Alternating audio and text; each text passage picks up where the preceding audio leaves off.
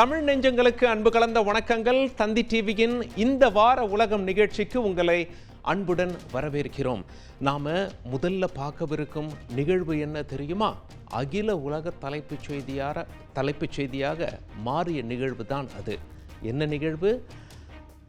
Ukraine அதிபர் Zelensky அமெரிக்க அதிபருடைய வெள்ளை மாளிகை அமெரிக்க அதிபர் ட்ரம்பை சந்தித்தார். எல்லாரும் நினச்சாங்க சூப்பர், அமைதி ஒப்பந்தம் கையெழுத்தாக போது, பிரம்மாண்ட அறிவிப்பு வெளியாக போகுது அப்படின்னு சொல்லி ரெண்டு பேரும் செய்தியாளர்கள் சந்திப்பில் உட்கார்ந்தாங்க.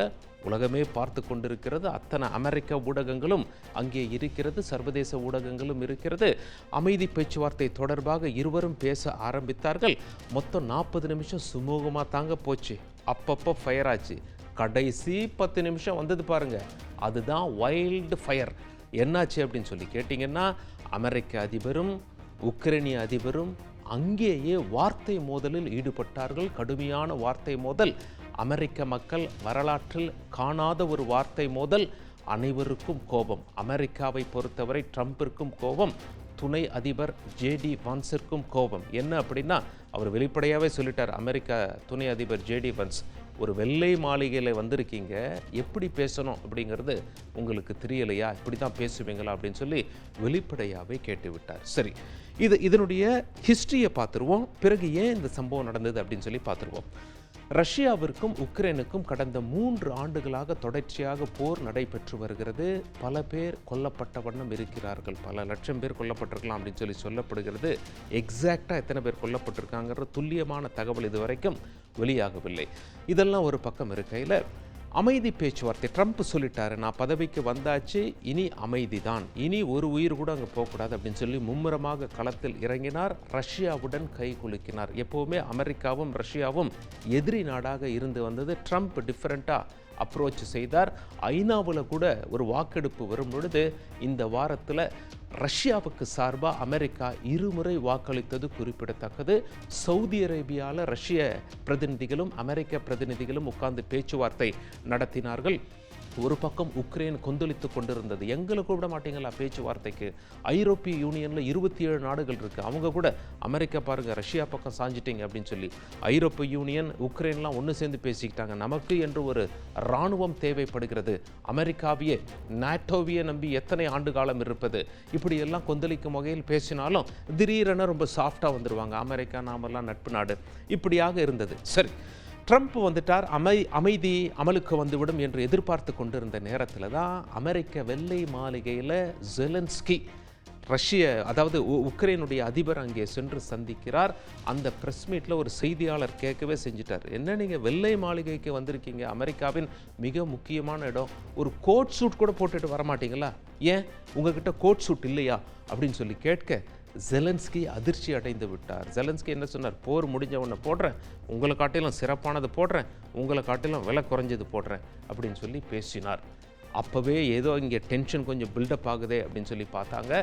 அப்படியே போய் என்ன ஆயிடுச்சு அப்படின்னா, ட்ரம்ப் ஒரு கட்டத்தில் எச்சரித்து விட்டார். ஜெலன்ஸ்கி திரும்ப என்ன பேசுகிறார்னா, ரஷ்யா உக்ரைன் மீது படையெடுத்து விட்டது, ரஷ்ய அதிபரை தீவிரவாதி என்று சொல்கிறார் ஜெலன்ஸ்கி. வெளிப்படையாகவே சொல்லிட்டு உக்ரைனை ஆக்கிரமித்து பிடிச்சிக்கிட்டாங்க, எந்த பகுதியெல்லாம் பிடிச்சாங்களோ அந்த பகுதியிலேருந்து ரஷ்யா காலி பண்ணணும் அப்படின்னு சொல்லி ஜெலன்ஸ்கி சொல்கிறார். அது மட்டும் இல்லை, இந்த போர் ரஷ்யாவால் தொடுக்கப்பட்ட போர் அப்படின்னு சொல்லி திரும்ப பேசிக்கொண்டே போர் தொடர்பாக பேசிக்கொண்டிருந்தார். ஒரு கட்டத்தில் ட்ரம்ப் டென்ஷன் ஆகிட்டார். ஏன் இப்படிலாம் திரும்ப அந்த அமைதியை பற்றியே பேசாமல் போரை பற்றியே பேசுகிறீங்க? நீங்கள் அமெரிக்காவுடைய உதவி இல்லை அப்படின்னா 2 வாரம் கூட தாக்கு பிடிச்சிருக்க முடியாது இந்த போரில், ஞாபகம் வச்சுக்கோங்க அப்படின்னு சொல்லி பேச, அதுக்காவது சும்மா இருந்தாரா ஜெலன்ஸ்கி? உடனே என்ன சொன்னார்? ரஷ்ய அதிபர் நாங்கள் 3 நாள் கூட தாக்கு பிடிச்சிருக்க மாட்டோன்னு சொன்னதை நாங்கள் கேட்டோம் அப்படின்னு சொல்ல, ஏற்கனவே அங்கே பிபி ஷூட்டப் ஆகி கொண்டிருக்கிறது. 3ஆம் உலக போர் நடைபெறுவதாக இருக்கிறது. உங்களுக்கு விளையாட்டுத்தனமாக இருக்காதீங்க, நீங்கள் அது சம்பந்தமாக சற்றும் சிந்திக்கவில்லையா என்ற அடிப்படையில் ட்ரம்ப் ஜெலன்ஸ்கியை நோக்கி கேள்வி கேட்க ரொம்ப சூடானது.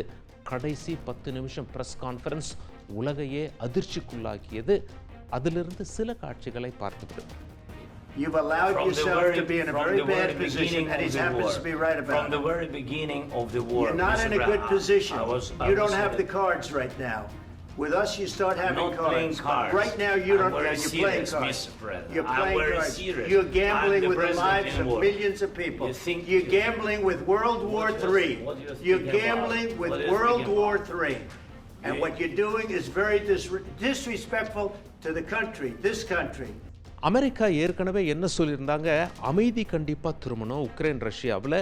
உக்ரைனுக்கு அமெரிக்கா எவ்வளவோ உதவி செஞ்சுருக்கோம், அந்த உதவிக்கு நீங்கள் என்ன கைமாறு செய்ய போகிறீங்க? உங்ககிட்ட ரேர் மினரல்ஸ் என்று தாதுப்பொருள், அதீத தாதுப்பொருள் இருக்கிறது, எங்கேயும் கிடைக்காதது உங்ககிட்ட நிறைய இருக்கிறது. எங்கள் நாட்டில் அது இல்லை. எண்ணெய் வளம் எங்கள் நாட்டில் இருக்கிறது, உங்கள் நாட்டில் அந்த ரேர் மினரல்ஸ் இருக்குது, அதெல்லாம் எங்களுக்கு கொடுங்க, நாங்கள் எடுத்து பயன்படுத்திக்கிறோம்.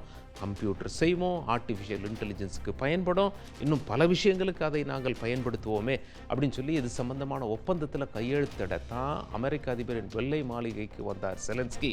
ஆனால் இப்படி ஒரு வார்த்தை போர் நடைபெற்றவுடனே அனைவரும் ஆச்சரியமாகி விட்டார்கள். வெள்ளை மாளிகை தகவல் என்ன சொல்கிறாங்க அமெரிக்க ஊடகத்திற்கு, அதற்கப்புறம் ஜெலன்ஸ்கியை வெளியே போக சொல்லிட்டோம், முதல்ல நீங்கள் கிளம்புங்க, வெள்ளை மாளிகையிலேருந்து அமைதி பற்றி பேசினா மட்டும் நீங்கள் திரும்பி இங்கே வரலாம், அது வரைக்கும் உங்களுக்கு இங்கே இடம் கிடையாது, கிளம்புங்கன்னு சொல்லிட்டோம். அவரும் அந்த ரேர் மினரல்ஸ், அந்த தாது பொருள் அமெரிக்காவுக்கு கொடுப்பதை பற்றி எந்த கையெழுத்தும் விடாமலே சென்று விட்டார். இப்படியாக அமைதி பேச்சுவார்த்தை மிகப்பெரிய ஆபத்தில் முடிந்து விட்டது. தொடர்ச்சியாக அமெரிக்காவின் உதவி உக்ரைனுக்கு கிடைக்குமா? கிடைக்கவில்லையானால் எந்த ஐரோப்பிய நாடு உக்ரைனுக்கு உதவும்? அப்படியே உதவினாலும் எத்தனை வாரம் எத்தனை மாதம் அமெரிக்காவின் உதவி இல்லாமல் உக்ரைன் தாக்குப்பிடிக்க முடியும்? ட்ரம்பிடம் வாதம் செய்து யாராவது ஜெயிக்க முடியுமா? இது ஜெலன்ஸ்கிக்கு தெரிஞ்சிருக்க வேண்டாமா என்று உக்ரைனிய மக்களே சிலர் ஊடகத்தினருக்கு பேட்டி கொடுத்துள்ளதையும் நாம் பார்க்க முடிகிறது. உக்ரைனின் தலையெடுத்து என்ன? மீண்டும் போரில் அமெரிக்கா உக்ரைனை கைவிட்டு விட்டால் ரஷ்யா உக்ரைனை துவம்சம் செய்து விடுமா? ஐரோப்பிய நாடுகள்லாம் சப்போர்ட்டுக்கு வந்தால் ஒருவேளை 3ஆம் உலகப் போரா ட்ரம்ப் எச்சரித்தது போல மாற வாய்ப்பு இருக்கிறதா? இப்படி பல விடை தெரியாத கேள்விக்கு இந்த பிரஸ் மீட் வழிவகுத்து விட்டது. உக்ரைன் ரஷ்யா விவகாரத்தில் இந்தியா எந்த நாட்டிற்கு சார்பாகவும் எதிராகவும் வாக்களிக்கவில்லை. இஸ்ரேலுக்கும் ஹமாஸுக்கும் 15 மாத கால போர் நடைபெற்றாலும் ட்ரம்ப் அதிபராக வந்த பிறகு அமைதி ஒப்பந்தம் அமலுக்கு வந்துவிட்டது. ட்ரம்ப் அதிபராக போராடினவுடனே அந்த அமைதி ஒப்பந்தம் வந்துவிட்டது. அந்த அமைதி ஒப்பந்தத்தின் அடிப்படையில் மொத்தம் 42 நாள் அமைதியாக இருக்கணும், ஒருவரை ஒருவர் தாக்கக்கூடாது, அதில் பணைய கைதிகளை விடுதலை செய்யணும் அப்படின்னு சொல்லி ஹமாஸ் தரப்பிலிருந்து 38 பணைய கைதிகளை விடுதலை செஞ்சுட்டாங்க. இஸ்ரேல் தரப்பிலிருந்து 1700 பாலஸ்தீனியர்கள் இஸ்ரேல் சிறையில் இருந்தாங்க, அவங்கள விடுதலை பண்ணியிருக்காங்க. அமைதி ஒப்பந்தம் சனிக்கிழமை முடிவுக்கு வந்தது. அடுத்த கட்ட பதட்டம் தொற்றிக்கொண்டது. 2வது அமைதி ஒப்பந்தம் எப்பொழுது அமலுக்கு வரும்? அப்படி ஒரு அமைதி ஒப்பந்தத்தை காசாவில் ஏற்கனவே ட்ரம்ப் பேசியதை போல் அங்குள்ள சுமார் 21 லட்சம் பாலஸ்தீனியர்களை அங்கிருந்து அப்புறப்படுத்தி விடுவார்களா? அரபு நாடுகள்லாம் இதற்கு எதிர்ப்பு தெரிவிக்கிறாங்க. ட்ரம்ப் ஒரு AI ஆர்டிஃபிஷியல் தொழில்நுட்பத்தில் தயாரிக்கப்பட்ட ஒரு வீடியோவை வேற வெளியிட்டு சர்ச்சையை ஏற்படுத்தினார். இதற்கு பதிலடி கொடுக்கும் வகையில் பாலஸ்தீனியர்கள் ஒரு வீடியோவை வெளியிட்டிருக்கிறார்கள். இஸ்ரேல் சொல்லக்கூடிய முதல் அமைதி ஒப்பந்த நீட்டிப்பை அவங்க சொல்கிற கண்டிஷன்ஸோட ஹமாஸ் ஏற்கவில்லை என்ற காரணத்தினால இஸ்ரேல் என்ன பண்ணியிருக்காங்க, மற்ற நாடுகள் எல்லையிலிருந்து காசாவிற்கு நிவாரணப் பொருட்கள் போவதை முழுமையாக நிறுத்திவிட்டார்கள். இதனால் காசா மக்கள் என்ன சொல்கிறாங்க அப்படின்னா, இங்கே வரக்கூடிய நிவாரணப் பொருட்கள் வரல, அது மட்டும் இல்லை, கடும் குளிர், எங்களுடைய குழந்தைகள், கை குழந்தைகள் மரணித்து கொண்டிருக்கின்றன, குளிரை தாக்குப்பிடிக்க முடியவில்லை. நிறைய பேர் வீடெல்லாம் பிடிச்சு டென்ட்டில் தங்கியிருக்கோம், ஆனால் குளிரை தாக்குப்பிடிக்க அது பத்தவில்லை, ஹீட்டிங் சிஸ்டம்ஸ் எல்லாம் இல்லை, கடுமையான உயிர் சேதத்தால் நாங்கள் பாதிக்கப்பட்டிருக்கிறோம் அப்படின்னு சொல்லியிருக்காங்க. எழும் கேள்விகள் என்ன அப்படின்னா, இப்போ ஒருவேளை அமைதி ஒப்பந்தம் அமலுக்கு வந்துவிட்டால் முழுமையாக ஹமாஸ் பணைய கைதிகளை இஸ்ரேல் வசம் ஒப்படைத்து விடுவார்களா? ஒருவேளை ஹமாஸுக்கு இந்த கேள்வி இருக்கலாம், எல்லா கைதிகளையும் ஒப்படைச்சிட்ட பிறகு இஸ்ரேல் திடீர் தொடர் தாக்குதல் நடத்தினா அதை எப்படி சமாளிக்கவிருக்கிறோம் என்ற அச்சம் ஹமாஸிடம் இருக்குமா? அது மட்டும் இல்லை, இஸ்ரேல் ஹமாஸை அங்கே ஆட்சி செய்ய விடுவார்களா? தொடர்ச்சியாக ஆட்சி செய்யலாம் என்று விட்டு விடுவார்களா? அல்லது அங்கே காட்சிகள் எப்படி இருக்கும்? மக்கள் மீண்டும் நிம்மதியாக வாழ அங்கே வழி கிடைக்குமா? இப்படி பல வகையான கேள்வி இஸ்ரேல் பாலஸ்தீன் விவகாரத்தை பொறுத்தவரை எழுந்திருக்கிறது. இந்தியா உள்பட மற்ற அண்டை நாடுகளை சீண்டுவதில் சீனா பெயர் போன நாடு. அந்த வகையில் இப்போ என்ன பண்ணியிருக்காங்க அப்படின்னா, ஆஸ்திரேலியாவுக்கும் நியூசிலாண்டுக்கும் இடையே டாஸ்மேன் கடல் பகுதி என்று ஒரு கடல் இருக்கிறது. சீனாவிலிருந்து தூரமான பகுதி தான் அது. அங்கே ஆஸ்திரேலியாவோட விமானம் பறந்து கொண்டிருந்தது. அவங்க நாட்டு பக்கத்தில் இருக்க கடல் தானே. திடீரென அந்த விமானி எச்சரித்தார், ஆபத்து ஆபத்து, இங்கே போர் பயிற்சி நடைபெற்று கொண்டிருக்கிறது, சீனாவின் போர் கப்பல் இருக்கிறது என. ஆஸ்திரேலியா அதிகாரிகள்லாம் அதிர்ந்து போயிட்டாங்க. பாதுகாப்பு அதிகாரிகள்லாம் பார்த்தா உண்மையிலேயே அப்படி ஒரு பயிற்சி நடக்குது. 41 விமானங்களை அங்கிருந்து டைவர்ட் செய்திருக்கிறார்கள், வேற ரூட் வழியாக போங்க அப்படின்னு சொல்லி அனுப்பியிருக்கிறார்கள். ஆஸ்திரேலியா தங்களுடைய கோபத்தை சீனாவிடம் பதிவு செய்திருக்கிறார்கள். நியாயமா? உங்கள் நாடு எங்கே இருக்குது, எங்கள் நாடு எங்கே இருக்குது? எங்கள் கடல் பக்கத்தில் நியூசிலாந்துக்கும் ஆஸ்திரேலியாவுக்கும் நடுவில் வந்து போர் பயிற்சி உங்களை யார் செய்ய சொன்னால்? இதுக்கு முன்னாடி நீங்கள் தகவல் கொடுத்தீங்கன்னா, ஏதாவது ஒரு அசம்பாவிதம் நடந்திருந்ததுன்னா அதுக்கு என்ன செஞ்சுருக்க முடியும் அப்படின்னு சொல்லி தங்களுடைய கடுமையான கண்டனத்தை பதிவு செய்திருந்தாலும் சீனா தெளிவாக சொல்லிட்டாங்க, எல்லாம் நம்ம கடல் பகுதி தான், அங்கே போர் பயிற்சி நடைபெற்றது, இதுக்கெல்லாம் நாங்கள் மன்னிப்பு கேட்க முடியாது அப்படின்னு சொல்லி சீனா சொல்லியிருப்பதால் அந்த ஆஸ்திரேலிய பக்கம் பதட்டம் அதிகரித்திருக்கிறது. ஆப்பிரிக்காவில் டெமோக்ராட்டிக் ரிப்பப்ளிக் ஆஃப் காங்கோ அப்படின்னு சொல்லி ஒரு நாடு இருக்குங்க. பயங்கரமான கலவரம், இராணுவத்திற்கும் துணை இராணுவத்திற்கும் சண்டை, பல ஆயிரம் பேர் கொல்லப்பட்டிருக்காங்க. இன்னும் பல பேர் நாட்டை விட்டு அகதிகளாக ஓடிக்கொண்டிருக்கிறார்கள். அந்த நாட்டு தலைவர் என்ன கேட்டிருக்காருன்னா, உக்ரைன் கிட்ட எப்படி அமெரிக்கா டீல் பண்ணுறாங்களோ அதையே தங்களோட நாடுகிட்ட டீல் பண்ண சொல்லி கேட்டிருக்காரு. அமெரிக்கா உக்ரைன் கிட்ட என்ன சொல்கிறாங்க, உங்களுக்கு நாங்கள் எவ்வளவோ ஆயுத உதவி செய்கிறோம், நீங்கள் என்ன செய்கிறீங்க, உங்ககிட்ட கனிம வளங்கள் இருக்குது, அதை கொடுங்க, அதை வச்சு நாங்கள் செல்ஃபோன் பேட்டரி செய்வோம், எலக்ட்ரிக் வாகனங்கள் செய்வோம், இந்த மாதிரி பல விஷயங்களுக்கு பயன்படுத்துவோம் அப்படின்னு சொல்லி சொல்கிறாங்க. இப்போ இதையே பார்த்தாங்க டெமோக்ராட்டிக் ரிப்பப்ளிக் ஆஃப் காங்கோவுடைய தலைவர் பார்த்தார், அடட நம்ம பூமியிலேயும் தானே அது இருக்குது, இப்போ நமக்கு ஆயுதம் தேவைப்படுது, துணை இராணுவத்தை எதிர்த்து போராட அமெரிக்காவோட டீல் பேசும் அப்படின்னு சொல்லி அவர் ஆஃபர் சொல்கிறார் அமெரிக்காவுக்கு. அமெரிக்காவே வாங்க, எங்களுக்கு ஆயுதம் சப்ளை செய்யுங்க, மாறாக எங்களுடைய நிலத்தை நீங்கள் அந்த கனிம வளங்களை எடுத்துக்கொள்ளலாம். மினரல்ஸ் நிறைய இருக்குது, ஆப்பிரிக்காவில் இல்லாததா, எங்கள் நாட்டில் இல்லாததா, தாராளமாக எடுத்துக்கோங்க. இப்போ நாங்கள் சீனாவுக்கு கொடுத்துருக்கோம், இப்போ உங்களுக்கு கொடுக்குறோம், நிறைய ஆயுதங்களை கொடுங்க அப்படின்னு சொல்லி அந்த நாட்டு தலைவர் சொல்லியிருப்பது என்னடா இது? அமைதி ஒப்பந்தத்தை நோக்கி தலைவர் குரல் கொடுப்பார் என்று பார்த்தார், ஆயுதம் சப்ளை செய்யுங்க, போர் செய்யணும் அப்படின்னு சொல்லி சொல்கிறாரு, அமைதியே திரும்பாதா என்று ஆச்சரியமாக அனைவரும் பார்த்து வருகிறார்கள்.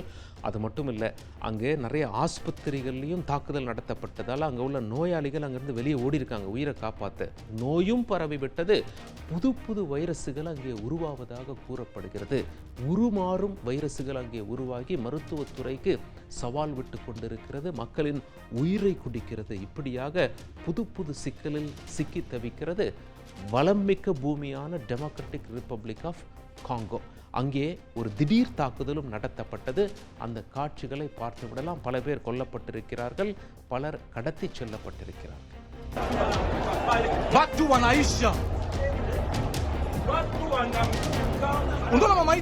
துருக்கியும் ஆயுதம் ஏந்தி போராடி வந்த குர்து போராளி குழுவும் 40 ஆண்டுகளுக்கு பிறகு அமைதி ஒப்பந்தம் மேற்கொண்டிருக்கிறார்கள். இனி அமைதிதான் என்று நம்பப்படுகிறது. இந்த குர்து யார் அப்படின்னு சொல்லி கேட்டிங்கன்னா, இந்த போராளிகள் அவங்க என்ன சொல்கிறாங்க, குர்து இன மக்கள் என்று ஒரு மக்கள் இருக்கிறார்கள். அவங்க ஒரு தனி இனம். துருக்கியில் மட்டும் ஒரு 20% இருக்காங்க, மற்ற நாடுகள்லேயும் அவங்க இருக்காங்க. ஈராக், ஈரான், சிரியா, அர்மேனியா உள்ளிட்ட நாடுகள் இருக்காங்க. 2ஆம் உலகப் போர் முடிஞ்ச கையோடு இவர்களுக்கு என்று ஒரு தனி நாடு உருவாகும் என்று தான் நாங்கள் காத்திருந்தோம். ஆனால் அவ்வாறு தனி நாடு ஏதும் உருவாக்கப்படவில்லை. இந்த இனக்குழுவை நாங்கள் தனி நாட்டு மக்களாக அவங்க சுதந்திரமாக வாழ, அவங்களுடைய உரிமைகள் பறிக்கப்படாமல் வாழ நாங்கள் ஆயுதம் ஏந்தி போராடுகிறோம் அப்படின்னு சொல்லி மோதலில் ஈடுபட்டு வருகிறார்கள். நிறைய நாடு இவர்களை தீவிரவாத குழு என்று அமெரிக்கா, துருக்கி உள்பட அறிவித்து துருக்கி அவர்களோடு மோதிக்கொண்டிருக்கிறார்கள். அந்த நிலைமையில் இந்த குர்து இனக்குழுவினுடைய தலைவர் சிறையிலிருந்து ஆயுதங்கள்லாம் போட்டு விடுங்க, இனி அமைதிதான் என்று பேசியிருக்கிறார். அதையும் ஏற்று அந்த குழு என்ன சொல்லிட்டாங்க, இனி அமைதி பேச்சுவார்த்தை, அமைதி ஒப்பந்தம் தான் அப்படின்னு சொல்லிட்டு துருக்கியோட ஒரு அமைதி ஒப்பந்தத்தில் 40 ஆண்டுகள் கழித்து ஆயுதங்களை கீழே போட்டுவிட்டு அமைதி பேச்சுவார்த்தை, அமைதி ஒப்பந்தம் என்று வந்திருப்பது மிகப்பெரிய ஒரு திருப்பமாக அங்கே பார்க்கப்படுகிறது. தந்தி டிவியின் இந்த வார உலகம் இத்துடன் நிறைவடைகிறது. மீண்டும் சந்திப்போம் அடுத்த ஞாயிறு இரவு 9:30 மணிக்கு. நன்றி, வணக்கம்.